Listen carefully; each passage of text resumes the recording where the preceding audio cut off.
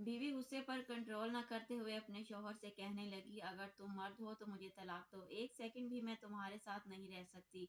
इसका शौहर खामोशी से इसकी बात को नजरअंदाज करने की कोशिश करने लगा, लेकिन बीवी ने फिर कहा, तुम मर्द नहीं, अगर हो तो मुझे तलाक दो। हालांकि इसकी बीवी नेक, पाकबाज और अच्छी सीरत वाली औरत थी, लेकिन ये सब गुस्से की हालत में इसकी जुबान से निकल रहा था।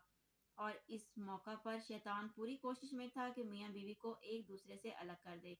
औरत का गुस्सा जब और बढ़ा तो कहा, अगर तुम मर्द हो तो ये करो वो करो वगैरह वगैरह। आखिरकार बीवी ने कहा, मुझे अभी फौरन तुम्हारा जवाब चाहिए और तुम मुझे इसी वक्त जवाब दो। बिलाकर आदमी ने मजबूर होकर एक कागज में चंद सतरें लिखकर लिफाफे के अंदर रखकर इसके हाथ में पकड़ाते हुए कहा, जाओ फी ईमानिल्लाह, ये वो दरवाजा है जिससे तुम मेरे साथ आई थी।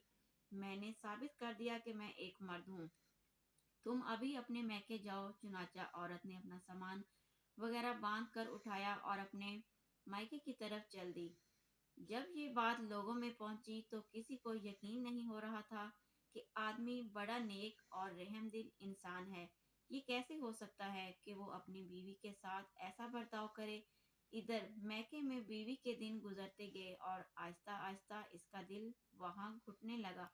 इसे तन्हाई सताने लगी तो एक दिन इसने शौहर को फोन किया और रोने लगी। कहा, तुम मेरा सब कुछ हो, मैं तुम्हारे बगैर नहीं रह सकती। तुम मेरे सब कुछ हो, मेरी जान हो, मेरी रूह हो, बस तुम ही सब कुछ हो वगैरह वगैरह।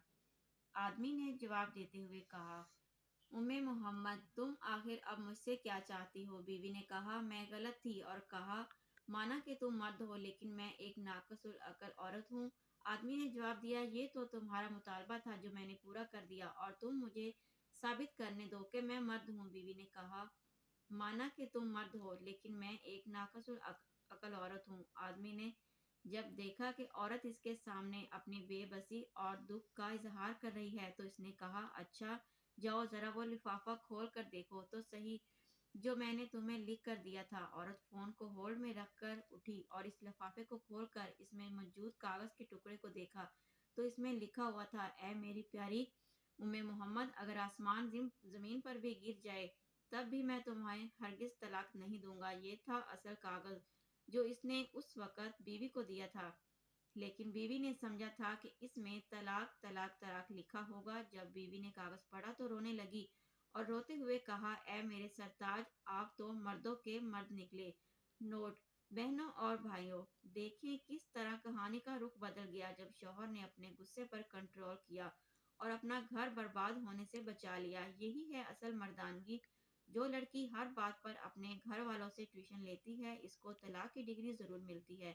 जो लड़की जुबान दराज होती है, इसको तलाक होती है। जो लड़की बहुत ज्यादा जिद्दी होती है, इसको भी तलाक होती है। जो लड़की दूसरे लोगों की बातों में आ जाती है, वो अपना घर खराब कर लेती है। घर को बर्बाद करना और आबाद करना लड़की के अपने हाथ में होता है। समझदार लड़की वही होती है जो मैके की बात करे, ससुराल में ना करे, और ससुराल की बात मैके में ना जाकर करे। एक हदीस का मफहूम है, जो शख्स शौहर को बीवी के खिलाफ उकसाए या बीवी को शौहर के खिलाफ उकसाए, वो हम में से नहीं।